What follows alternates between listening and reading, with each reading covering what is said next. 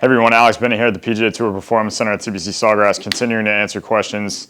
I had a question about if I could only do 3 just staple moves in a golf fitness routine that would help a player be balanced but also increase speed. What would they be?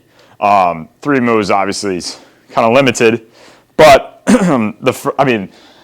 my staples for anyone is I love doing kind of a lunge to a row.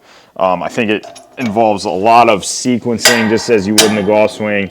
Gets your glutes active, gets your posterior chain active. So you're just gonna lunge into it, rotate into it, and then we're just gonna push up and row out. So you're really getting involved with the lower body. You're having a sequencing that lead side with the trail side, just as you would in the golf swing. This is definitely one of my favorite moves. And then we'll switch sides. Same thing, rotate into it.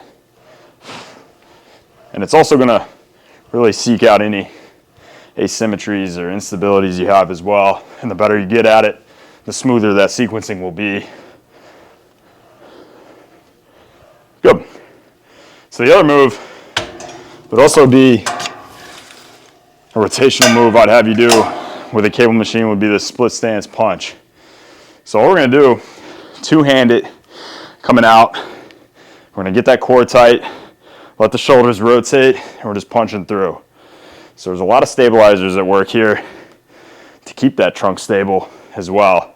Definitely a good all-around movement, but we're working that push strength, working that rotation, working the core. Then I'll have you switch sides, same thing. Two-handed coming out, core tight. And same thing, you're gonna find any imbalances quickly, especially on this left side. But use those left obliques to help brace it and push it back out. Good.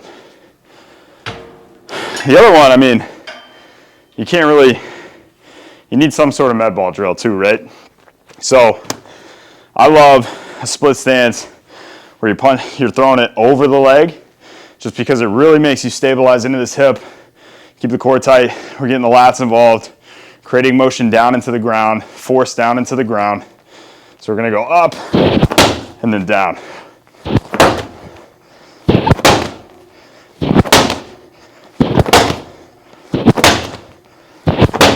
And it doesn't need to be a heavy ball to be beneficial.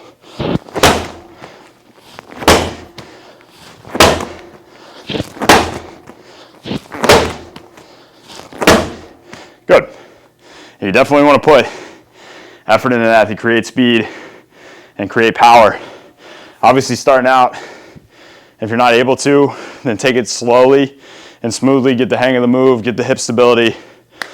But if you're following along with a lot of my pre-round stuff, pre-workout warm-ups, you should already have that activated and ready to go. I appreciate the questions. Keep them coming.